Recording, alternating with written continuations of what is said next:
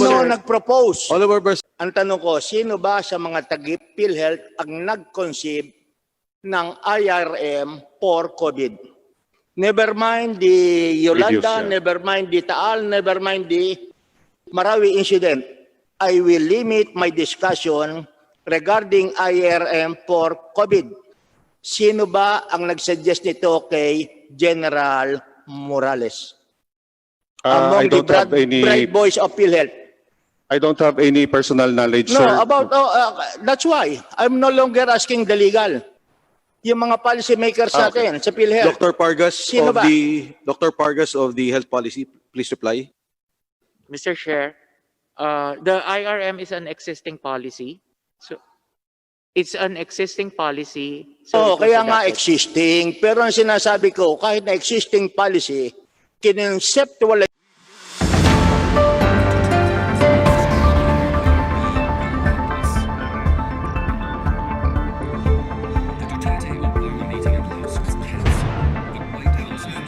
Request the immigration to deport you and ban you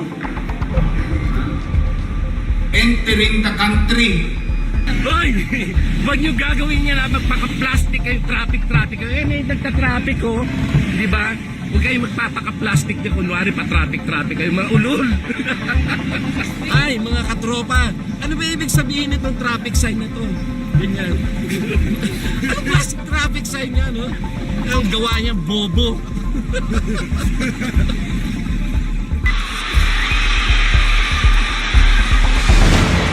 Smile from Manny Pacquiao.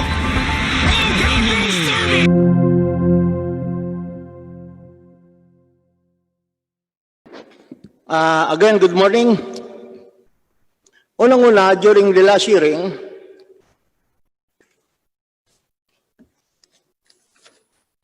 tinanong ko kay Dr. Pargas ang status ng mga kaso ng PhilHealth. Unfortunately, based on our records, hindi alam ni Dr. Pargas, kaya ang ginawa, naghanap tayo ng ating mga resource persons sa Zoom who among the PhilHealth officials could answer my inquiry tungkol doon sa mga kasong nakapile.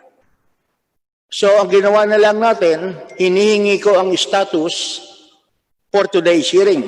I would take advantage of the presence of Attorney Del Rosario, who happens to be the head of the legal.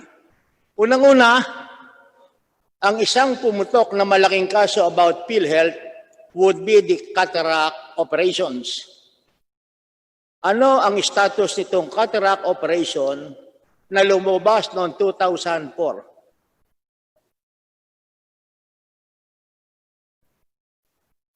Thank you, Mr. Chairman. Thank you, Congressman. First, I would like to take the opportunity to apologize to the Honorable... Just a moment. I'm sorry. Sinabi ng ating chairman kanina na binibigyan lamang kami ng 20 minuto. And that includes the answer and the question. I will allow Therefore, I would expect that the answer would be direct to my question. Wag na yung mga explanation. Ang tanong ko simple. Ano ang update sa cataract operation na nangyari noong 2004? Meron bang kasyong pinail? Honorable Barzaga, I will allow the 2 minutes for the Attorney Del Rosario to explain, and then after which your Okay. time will run. Go ahead. Thank you. Attorney Del Rosario. Thank you, Mr. Chairman. I would like to formally apologize for my absence last hearing. I have every intention to attend, albeit electronically, since I was suffering from hypertension. I'm suffering from, I'm a hypertensive diabetic, and my BP was 170/100 that day. So I already submitted my explanation to the show cause that was sent to me, Mr. Chairman. Thank you. Your apology is noted. Now, continue with the interpellation with the Honorable Barzaga. Maraming salamat, Attorney Del Rosario. Sana hindi ka magkaroon ng hypertension sa mga itatanong ko ngayong umaga. So, una natin cataract. As the head of the legal, ano status nito?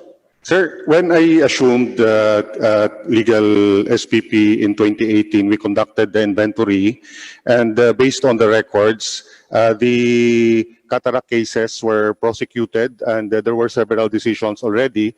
I think we have submitted the comprehensive report on that. But my problem is, when I assumed, it was brought to my attention that around 3,000 cases, more or less, were archived. Hindi, ang and, tinatanong lang natin cataract. Meron bang kasong naipal sa husgado?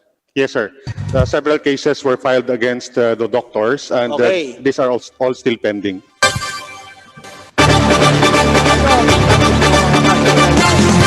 Are they still pending or has there been a decision? But based on my knowledge, Mr. Chairman, these are all pending. I will get the details. Okay, never mind. I'm sorry. You just submit tomorrow the update of all these cases, Okay, sir. whether filed in court, whether dismissed, as well as the administrative cases filed against the doctors involved. Yes, sir. Will do, sir. Pagkatapos noong 2011, may nabasa na naman ako sa pahayagan. Mayroon na naman tayong payment PhilHealth ng isang multinational firm for the premiums of each employees amounting to approximately 140 million. Hindi na pa-deposito sa account ng PhilHealth at sa halip ay napadeposito sa isang branch ng isang malaking bangko sa Tanawan, Batangas. Natatandaan mo ba yung asuntong to? Itong, Yes, sir. yes. Ano status ng kasong yan? The case was investigated by the National Bureau of Investigation. PhilHealth conducted its own investigation. Several people were administratively charged, and 2 of them were already dismissed from the service. You give if I will ask you right now kung sino-sino yung mga PhilHealth officials who were charged, you cannot give their names. Yes, sir. What is yes, sir? The ones dismissed was the database administrator. His name is Noel Ramirez. You just give us a listing ng Okay. lahat ng PhilHealth officials na na-dismiss. Meron pa bang pending administrative cases involving this 140 million? There's a pending administrative case related Okay, to that. Yeah. you give us the data about the administrative case tomorrow. Okay, sir. Next question. Meron bang kasong kriminal na naipile about this 140 million? 114, sir. 114. Based on records, sir, there was none. There was none. Yes, sir. You explain to us why no criminal case was filed, although employees of PhilHealth were dismissed. In writing, you submit us tomorrow. Kaya mo ba, Attorney Yes, sir. Dalsario? We will submit the Okay, status of that. next sir. question. WellMed, dialysis. Yes, sir. Ang kaso na-dismiss sa Quezon City Regional Court. Were their cases subsequently filed? Yes, sir. The cases was subsequently filed by the Department of Justice to the Metropolitan Trial Court. Okay, so madaling sabi, the offended party happens to be PhilHealth. I'm sorry, sir. Offended party happens Yes, sir. to be the PhilHealth. That's correct, Your Kasi Honor. pondo nyo Yes, sir. ang involved. Do you have a record of all those cases filed? Yes, sir. We Okay, have the you record. can submit it also tomorrow. Yes, sir. We will do, sir. Okay. Now, sinabit nyo rin ngayon ang kaso sa akin, upon my request, complaints filed with PRC.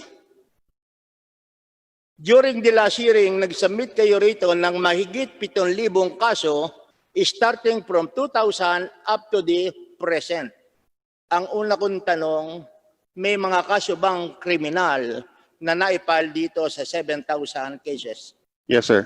The instruction of our PhilHealth Board is... Okay. Yeah. Kung meron mga kasong kriminal, you're a lawyer, you submit to us a summary of those cases filed, identifying the basic particulars. Number one, saang husgado. Number two, who are the accused. Number three, ano ang status. Number four, kung dismiss.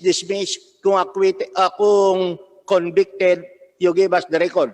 Okay, sir. You can give us. Yes.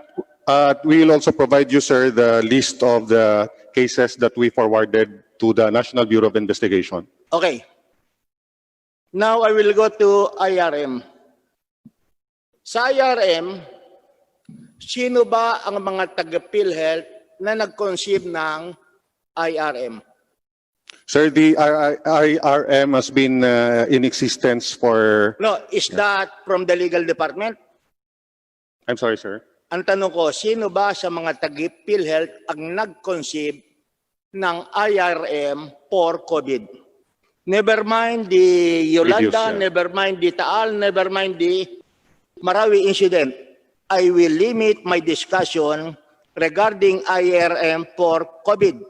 Sino ba ang nag-suggest nito kay General Morales? I don't have any... bright boys of PhilHealth. I don't have any personal knowledge, No, sir. that's why I'm no longer asking the legal. Yung mga policy makers natin sa PhilHealth. Dr. Pargas Sino ba? Dr. Pargas of the Health Policy, please reply. Mr. Chair, the IRM is an existing policy. So it's an existing policy. So it was Kaya nga adopted. existing. Pero ang sinasabi ko, kahit na existing policy, kinonceptualize nyo ang mechanics, the amount involved together with the recipients ng IRM for COVID. Hindi naman bigla na lang parang bula o parang singaw na lumabas to. So ang tanong ko, sino ang nag-conceptualize nitong IRM sa PhilHealth for COVID? Wala. Management, sir. None. The management. O Because it sino is, nagawa ng policy? General Morales? no, sir. Because Sino again, nga? the policy came from us po. Sino nga yung us? The health finance policy. Sino? You identify all these persons. The health finance policy Ha? sector. Slowly. I head po the health finance policy sector. Ikaw, Yes, sir. aside from you, may katulong ka pa. Yes, sir. Oh, who are your persons who help you? The program management team for claims, sir. The program management team for claims is headed by Dr. Michael Ele. Jonathan Michael Ele.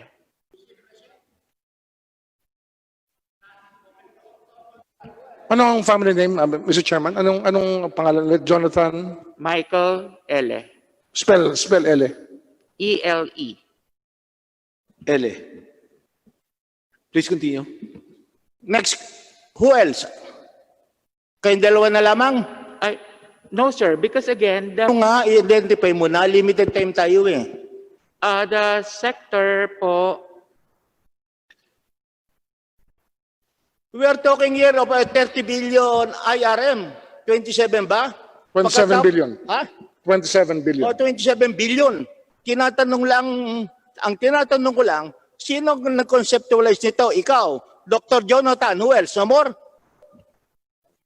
sir, again, this is an existing policy since 2013. Sino nga? During that time po, I was not around in There is- 2013. I was not around in 2013 in the health Hindi policy na, sector. hindi na natin pinag-uusapan yung 2013 eh. Hindi naman ikaw Hindi eh. na natin pinag-uusapan ng Marawi, hindi na natin pinag-uusapan ng Yolanda. Ang pinag-uusapan na lamang natin, yung IRM for COVID amounting to 27 billion. I know that General Morales, ang kanyang background, military, hindi sa doktor. So ang tanong ko, sino ang nag-conceive nitong policy na magbibigay tayo ng 27 billion sa mga health facilities? Was there a board resolution, Mr. Chairman? Was there a board resolution for this? Chair. So the board is part of the policy. Sila nag-form ng policy or they just affirmed or ratified the act of management? Ano yan? Sir, there was a board resolution in January 30 making the IRM as part of the special privileges during fortuitous events. And then there was another, so that was the source. Teka. Mr. Chairman, Yung January 30 resolution was referring to Taal pa yata eh. Yes. Hindi pa yata. I think, just Hindi to pa be COVID. clear, no? Klaro yung tanong ni Congressman Barzaga. Yung gumawa nito is dalawa lang kayo, Dr. Pargas and Mr. John L. Mr. Chair, may I just clarify? The January resolution, other No. than the Let's not talk about the Taal- board. Kasi yung board, Clarification lang ha. ah, Alam natin ang board, like in an ordinary corporation, they determine the policies. Pero yung policies, naggagaling sa kanilang mga opisyalis nila, the operating officers. Kaya ang tanong ko, sino ang nag-conceptualize ito? Dr. Bragas. Then Yes. you mentioned a Pargas. certain Jonathan. Who else? Wala na? Sir, Mr. Chair, again, the application for the IRM. Hindi na natin especially for- pinag-uusapan yung Teka lang, application for IRM eh. Opo. Ang pinag-uusapan lamang natin dito, before na magkaroon ng IRM, sino nag-conceptualize nito Mr. sa inyo among the bright people of PhilHealth? Mr. Chair. You, who else? Mr. Chair. Teka, who daw? for Who? the The question COVID is who. Don't say anything more. Sabihin mo lang sino-sino. Just say who. Sir, when we Wala na explanation, Mr. Chairman. The question is who. Mr. Pargas, di ba, The ano ba yung Execom po. who, why, when? Ito tanong who. for the COVID po, it was the Execom. Sino yung Mr. Execom? Chairman, if the resource speaker, Mr. Pargas, will continue to defy the question, reminding that we will be cite you in contempt. Kaya sabihin nyo na po, ano pa pong problema kung sasabihin nyo kung sino? Diretsuhin nyo na po at wag nyo na paikutin ng committee na ito. For the COVID, sir, the Execom is composed of ako po, SVP Del Rosario, SVP Mas, SVP Limsiaco, Jovita Aragona, SVP Santiago, EVP Arnel, and of course the President. So lahat po ng board members hindi kasama, yun lang po sa member ng board. Okay. Execom. Go ahead, So, continue. okay. Meron bang minutes ang meeting ng sinasabi mong Execom na nag-conceive ng COVID IRM? We have po. We have po from our core plan being the Secretariat, Oh, we'll be asking for a copy. Mr. Okay. Chair. Next question. Ang IRM was intended to address the COVID problem in the country. Yes or no? For the pandemic. Yes. Okay. Kaya ang katanungan ng marami, bakit natin sinama ang mga dialysis center na alam naman ng bawat isa, hindi sila nagda-dialysis sa mga COVID patients? Mr. Chair, again, the IRM po should be based on a declaration of a state of calamity or a state of an emergency. And there was a... Kaya ang tanong ko, bakit nyo sinama? Pag sinabi mo namang state of calamity, ang state of calamity natin ay COVID. Yun namang dialysis center. It has been there for so many years. Kaya yung tanong ko, bakit nyo sinama ko ang dialysis? Who was the one who proposed sa executive committee na isama natin ang COVID? Again, Mr. Chair, because the intent is really to respond to the pandemic. Mr. Chairman, Mr. Chairman, with our permission. Honorable Remulla, let Okay. Honorable Barzaga continue. Sa Then inyo after. ba ang executive committee, pinag-usapan nyo kung ano-anong klaseng sakit ang pwedeng gamitin ang IRM? Yes, Mr. Chair. Yes. Okay, number one, wala tayong problema sa mga ospital or HCI na tumatanggap ng COVID. Ngayon, isinama natin ang dialysis. Ang premise ko sa dialysis center ay no for a fact na hindi sila as a rule nagtitreat ng dialysis for COVID positive. Ang tanong ko, who among the members of the executive committee ang nagsuggest na isama natin ang dialysis? O walang nagsuggest? O lahat nagsuggest? No, sir. There were requests also coming from these facilities, including other facilities. Request coming from dialysis centers? Sir. O, ibig nyo sabihin, bago kayo mag-IRM, sinabi na ng mga dialysis centers na isama nyo kami dialysis center sa IRM? No, Mr. Chair. Yes. You answer my question directly. No, Sabi sir. mo, there were requests from dialysis centers. Tama ba ako? Yes, sir. O, ang ibig mo bang sabihin, bago kayo nag-executive meeting para pag-usapan ang IRM sa COVID, alam na ng mga dialysis centers na kayo ay magkakaroon ng IRM? No, Mr. Chair. O, kaya nga, paano nga nag-request? Kailan yung request nila? Yes, sir. Before or after? There were requests after, sir. but- Okay, there were requests. Number one, sino-sino mga dialysis centers ang nag-request?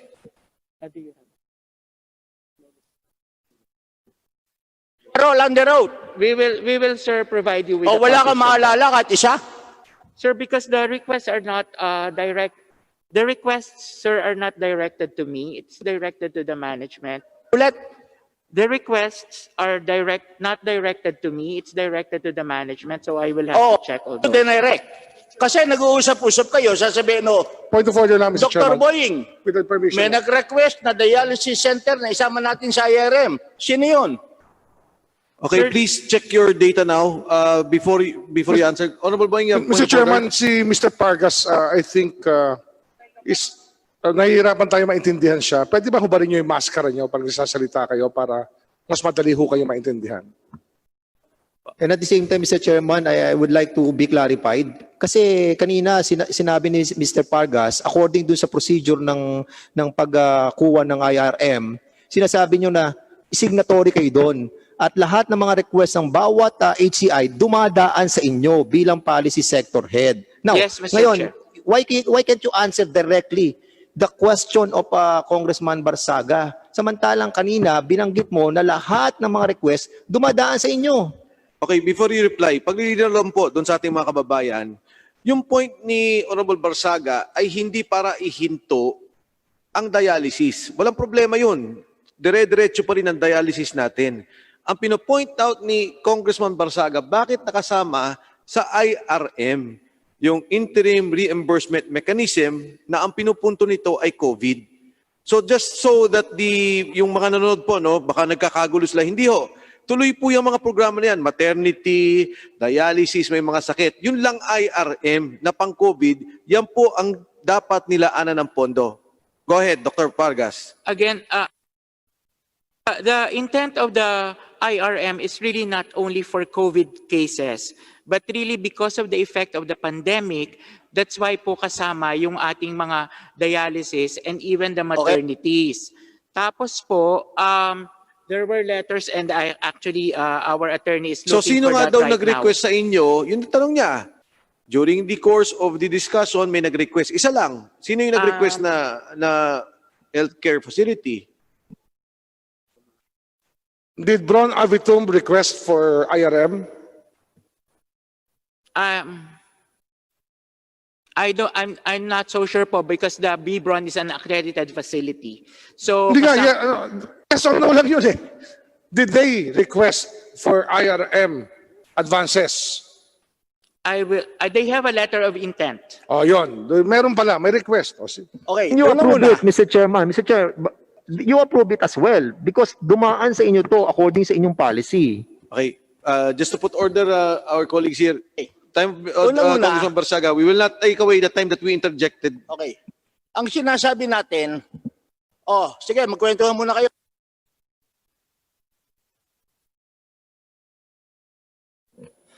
Dr. Bragas, are you ready to answer? Yes, Mr. Chair. Okay, simple lang tayo. Lagi niyong ginigiit sa publiko at sa amin at sa lahat ng investigasyon, yung IRM is intended for a fortuitous event. Tama ba ko o hindi? Tama po. Okay. Pag COVID, March pa lamang, sinabi na namin that sinabi nyo na, and we agree that that will be a case of fortuitous event. Yes or no? Yes, Mr. Chair. Yes. Pero yung dialysis na ginagawa na natin ng napakahabang panahon, that is no longer a fortuitous event. Tama ba ako? Yes, Mr. Chair. Yes. Okay, next question. Kahit na hindi fortuitous event ang dialysis, sinama nyo sa IRM. Tama o hindi? Tama po. Tama. Kaya ang tanong ko, sino ang nag-propose among the executive members na kinoconceptualize nyo ang COVID na isama natin ang dialysis centers? O wala? Oh, you better answer. You are all on the road. No, Mr. Chair, Mr. Chairman, ano yun natin? Isa-isa na Tanong ko, natin. may nag-propose ba o wala?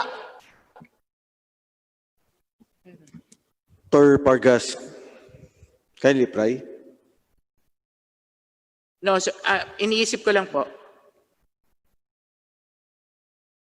Because again, it was Hindi nga, ang discussed in tanong na lamang sa iyo, direct. Kung hindi mo alam, pasensya na kayo, nalimutan ko.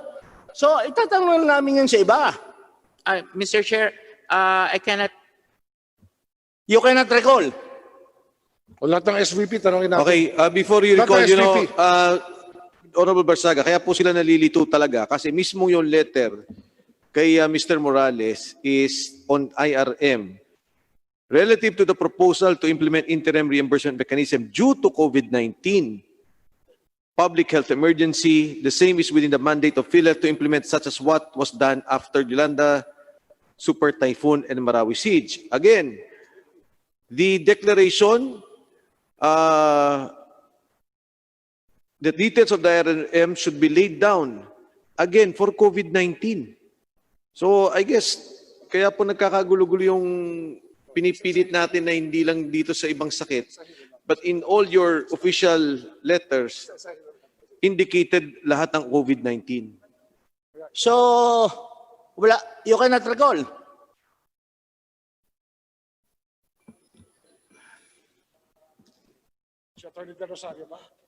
Ano, hindi mo ma-recall? Sir, I'm Okay, baka naman pag tinanong ko yung ibang member ng executive committee, ang sasabihin, Dr. Bragas was the one who proposed that. Mr. Chair, Hindi, again, kaya nga tinatanong ko lamang, can you recall? Ikaw ba nag-propose o hindi? it was part of our computation, sir, for all Hindi, wag na accredited muna tayo facilities. mag-compute. Yes. Ang pinapaliwanag lang natin, ano ba ang mga sickness na dapat nating isama sa IRM for COVID? Agreed tayo sa COVID. Your purpose is very laudable, tinatanggap yan ng ating mga kababayan. Ang tinatanong nga lang ng karamihan, bakit kasama ang dialysis? Hindi naman to fortuitous event. So sino nag-propose na isama dialysis centers?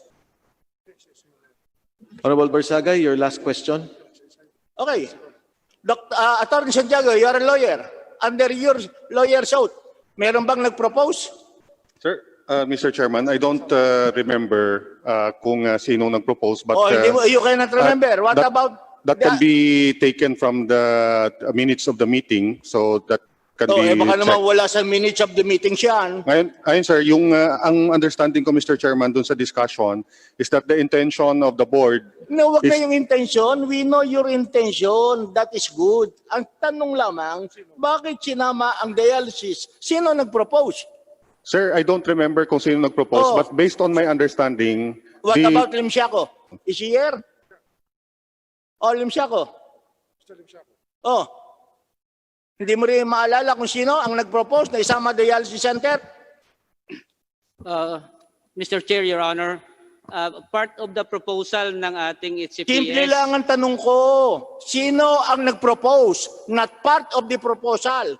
Sino ang nag-propose na isama dialysis center? Mr. Chair, Your Honor, ang proposal po ay nanggagaling as mentioned kanina ni Dr. Pargas ay nasa kanilang So, sa madaling opisina po. sabi, nanggaling kay Dr. Pargas. Do you admit that, Dr. Pargas, that the proposal came from you? Sir, during the discussion, we were asked, because the part of those who can receive the IRM are all accredited Hindi nga, facilities. simple na. And so Okay, all of the Iisa lamang ang tanong, sino Sir. nag-propose? Oliver Barzaga, Dr. Pargas, ito po yung inyong board meeting March 30. Ang sabi ni BM Because Mercado, prior, Mr. Chairman, yes. because the circular of Dr. Morales was issued as early as March 20. Tama ba? Yes, Mr. Oh, so subsequent na yan. Ibig kong sabihin, meron ng circular si President Morales as early as March 20. At noong March 20, alam nyo na isasama nyo ang dialysis centers. Yes, Tama Mr. ba? Chair. Kaya nga, sino nag-propose? Sir, we did. The HFPS proposed for Who? all the accredited. I Health was policy. part of the EXICOM, yes, sir. DLCs ikaw? O what about the lying in? Lahat, sir. Ikaw rin ang nag-propose. Okay. Honorable Barzaga, I'm sorry. Okay. Just a moment. Yes, go ahead. I'll have my presentation about the dialysis centers. Miss, With the indulgence of the committee, we will just allow the presentation of the Honorable Barzaga before we proceed to the next interpellator. saka yung summary lang. Okay. Okay, go ahead. Ayan ang lahat yung dialysis centers na inyong binigyan. Ang tanong ko, bakit merong mga dialysis centers na binigyan kahit merong asunto? Dr. Mas, Dr. ano? Oh, meron bang mga dialysis centers na binigyan kahit may pending case sa PhilHealth? May pending case, yes, sir. Binigyan. Bakit nyo binigyan? Kahit na may kaso. Actually, we asked that also, sir, Huh? but the decision was because it is without prejudice to any of the legal actions that will be taken to against these facilities. Kaso And mo, I- yan nga ang lagi natin problema eh. Babalikan kita. Lying in. Nagbigay din kayo sa lying in. Sino nag-propose? Ikaw. Okay. You know that the policy of DOH, alam mo na ang policy ng DOH sa mga LGUs ay magtayo ng maraming lying in centers to be operated by the local government unit. Do you know that? Yes or no? I'm not, sir. You're not aware? O sino ang nakakaalam dito na ang policy ng DOH ay magtayo ng mga lying in ang mga LGU under your so-called primary care benefit program? Hindi mo alam yon? Mr. Chair, yes, there are orders, yes. Matter of fact, pag nanganak sa lying in, ang binabayad nyo, case rate, 8,000 pesos. Yet, Okay. But in a private or public hospital, pag doon nanganak, ang binabayad nyo ay 6,000 pesos. kapag ka po sa ospital, it's at 6,500. Kapag mga 1,500. kapag ka po mga lying in, it's at 8,000. 8,000. Bakit mas malaki sa lying in? Kasama po kasi sa prinsipyo nung inilabas yung case rate na yun pong mga cases katulad ng panganganak na normal delivery ay hindi na magpunta sa mga ospital sapagkat ito naman po ay kakayanin nga sa mga lying in. Question. Honorable Barzaga. Yes. Das Marine, sa lying in, nagbigay kayo sa private? IRM? Yes, Mr. Chair, Yes. both for government and private. Oh, bakit sa mga public lying in, di kayo nagbigay ng IRM? Sa mga LGUs na may mga lying in? Pero sa private, nagbigay kayo sa lying in?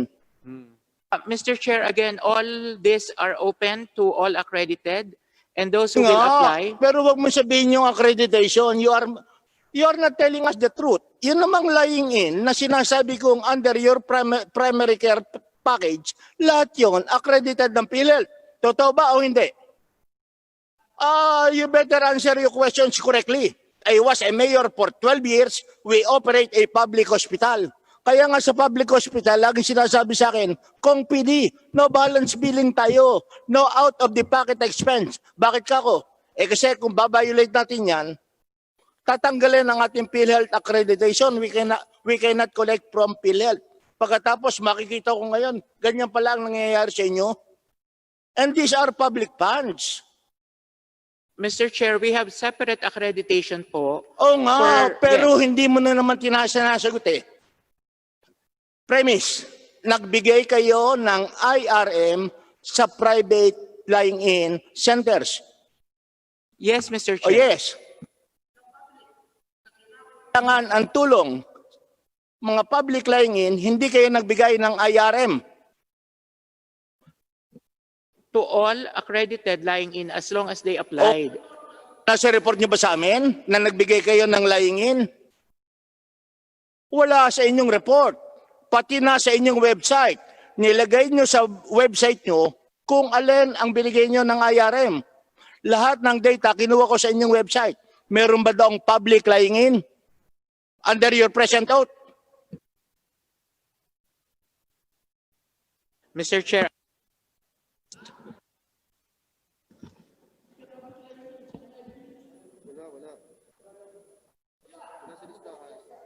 Honorable Barzaga, you want to wind up?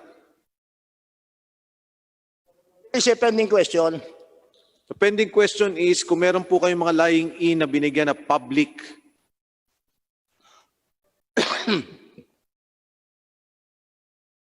Mr. Chair, I will have to check our data po. Mr. Chairman, we have the list eh. We have Okay. the list on the 100, excuse me, Mr. Chairman, we have the list of 711 HCIs.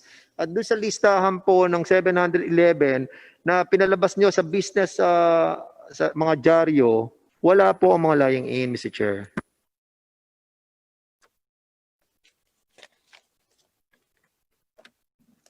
Honorable Barzaga? No, meron silang private lying-in na binigyan. Yes. Sa public, wala nga daw po. Public, wala. Aha. Meron, wala. Sa public.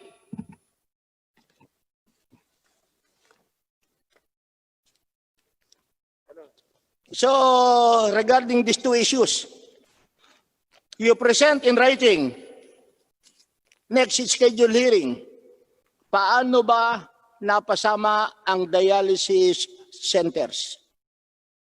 Sino nag-propose? Sino nag-provide? Etc. Bakit sinama kahit na merong mga cases? Sino nag-propose para isama ang mga private lying-in? Although both of them do not cater to COVID. At pangatlo, bakit hindi sinama ang public lying-in? Kung private, pwede tayong magbigay ng IRM, bakit sa public hindi? Na lying-in. Maraming LGUs ang merong accredited lying-in by PhilHealth. They are receiving the primary care package.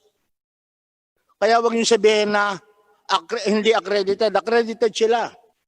I know that for a fact as a former mayor.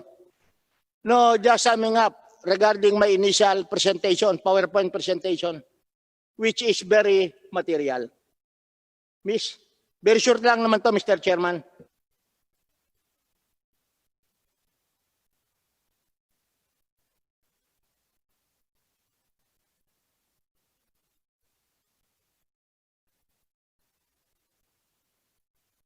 In 2017, I'm just saying, itong during the presidency of President Duterte, Dr. Dineros was appointed as interim PhilHealth President and Chief Executive Officer.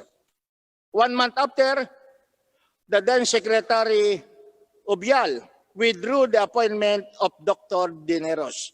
At ano ang sabi ni Secretary Obial? Wini-withdraw niya sapagkat si Dr. Dineros ay nag-transfer or nag-reassign ng senior health officials.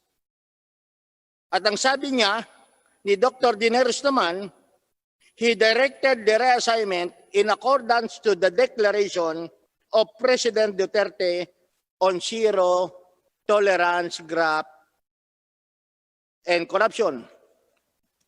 1 month after, pagkatapos ang inappoint ay si Dr. De La Serna. Pero pagkalipas lamang ng ilang buwan, Dr. De La Serna appointment was terminated by President Duterte, being accused of costly trips while PhilHealth was incurring billions in losses. Ang losses ng PhilHealth 2018 ay umabot ng 892 billion, although in 2016 it was only 251 million. I'll stop the presentation because our resource persons cannot listen, especially the one.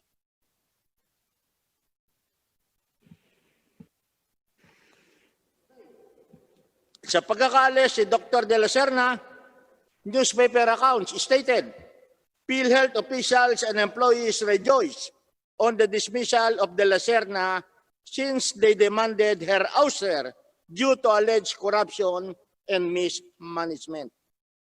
Ang sumunod naman, si Dr. Roy Ferrer. He was appointed on June 5. On October 31, 2018, 12 empleyado ng PhilHealth ang nag-file ng complaint against Dr. Ferrer. June 10, 2019, after 1 year, inappoint naman ng ating Pangulo si General Ricardo Morales. Retired General Morales viewed this designation as both a challenge and an honor for being singled out by President Duterte to fix the organization and eliminate corruption. At the crucial period when universal healthcare law was to be launched, he was confident that PhilHealth will quickly regain the public trust and confidence. Unfortunately, after 1 year, on account of the ongoing House and Senate investigations and the investigation of various agencies such as the DOJ and the Presidential Task Force Against Corruption on the irregularities in PhilHealth, General Morales stated on August 12 that even Superman might not be able to handle the problems of PhilHealth. Ang sabi niya, kahit si Superman, popuin mo dito, baka hindi niya makaya. All of us here in Congress are sympathizing with General Morales. Isang taon lamang siya sa PhilHealth at nakita niya na hindi ganong kadaling resolvehin ang issue ng graft and corruption sa PhilHealth. What is force? Alam niyo naman sa PhilHealth, ito ang nagbabayad sa mga health needs ng ating mga kababayan at milyong-milyong mga kababayan natin ang nagko-contribute dito, including our OFWs. Kaya naman kami dito sa Kongreso ay tinutulungan namin si General Morales, yung mga taga-PhilHealth na maayos, pati na ang kawani para mailabas ang mga korupsyon at nang sa ganon, makatulong kami sa pag-ayos ng PhilHealth. Kung medyo nagtatampo kayo sa aming line of questioning, this we have to do in order that PhilHealth will regain the trust of the public. At kinakailangan mayroong mapailan ng asunto. As much as possible, plunder if there would be evidence that would be warranted. By the way, before John, I was watching Attorney Del Rosario during the Senate investigation last Tuesday. Unfortunately, his name was alluded to as part of the mafia in the Senate investigation. Tama po ba yun, Dr. Del Rosario? And you even stated that you are willing to tell everything if there would be an executive session. Tama ba? Please, So kung sakaling dumating ang Honorable pagkakataon, Barzaga, can you kindly reply Attorney De Rosario for the record lang po? marinig yung boses nyo. That is correct, Your Honor. Thank Kung you, sakasakaling magpasya ang committee ito with the blessing of Chairman Defensor, will you be willing to participate in an executive session? That is correct, Mr. Chairman, Your Honor. So we take advantage of his presence. Before tayo mag-adjourn or before mag-lunch, magkaroon na tayo ng executive session with Attorney Del Rosario. Sinabi nga niya, sinachat siya, pagkatapos nag-leave of absence ka ng 5 months. That is correct, Your Oh, Honor. that's correct because those were all your statements na nakita ko nung nire-replay ko ang hearing sa Senado. Is that a motion, Mr. Chairman? Yes, I move. If that Before we is a have motion, elect- Mr. Chairman, I second the motion. Okay, the proper time we will decide when we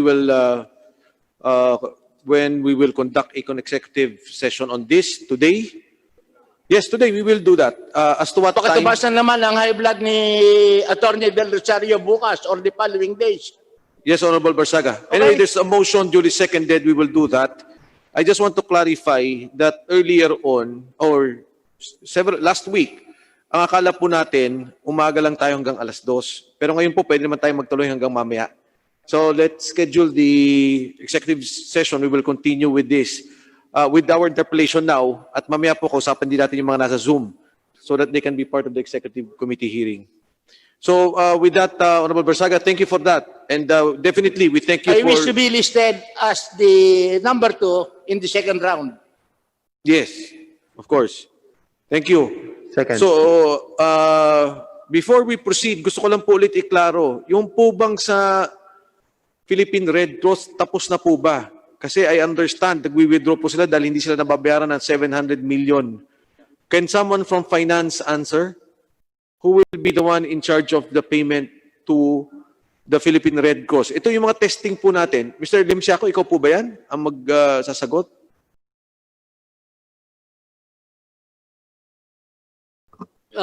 Mr. Chair, Your Yes, Honor, go ahead. I think VP Abado is with us today, who can provide us with the explanation on the case of Red Cross po.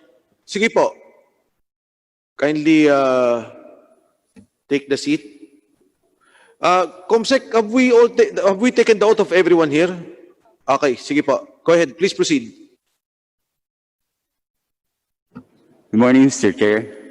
On the issue of PRC, we have already paid last Tuesday around 123 million. However, they submitted a new list of billing since Thursday, Friday, and Saturday. And that is the claim for the 714 million. Pero hindi naman po sila huminto doon sa kanilang testing. Hindi naman, sir. Hindi naman, sir. Okay, thank you So for far, that. yung kwan, kare-receive pa lang kasi namin so that we cannot also process immediately while it was just submitted just 3-4 days ago. Understood. So thank you for your reply. Mr. Chairman, Mr. Thank you, Chairman. sir. Yes, Honorable. Since we are talking about testing, no? Pwede bang itanong ko ulit yung tanong ko sa PhilHealth? Can they make a policy na 48 hours lang dapat ibigay na resulta ng test? Kung hindi, wag na bayaran. Are you asking Red Cross or PhilHealth? I'm asking PhilHealth, Mr. Chairman. 48 hours dapat may resulta na ang test. Kung hindi, wag nyo na bayaran. Kasi nasasayang lang ang pera ng taong bayan kung they take their time with the test. Tapos hindi naman real time binibigay, the person will get out of quarantine. Pag after 5 days, aalis na sa quarantine yan. Can you look into that? Would that be in your Alam niyo na yan, ba, Mr. Pargas, di ba? You're a Pargas. doctor, no? Yes. Yung test, pag hindi nabigay yung resulta, wala nang visa yun. Bali, wala na. Kumikita sila ngayon ng perang they don't deserve anymore. Pag hindi nabigay yung resulta, dapat wala nang bayaran. 48 hours. Sa natatandaan ko po, tinanongin na yan ni Honorable Remulla, if you can give us the policy later on. During his time, he will be asking the questions. Later on, if you can give him that the reply to his question.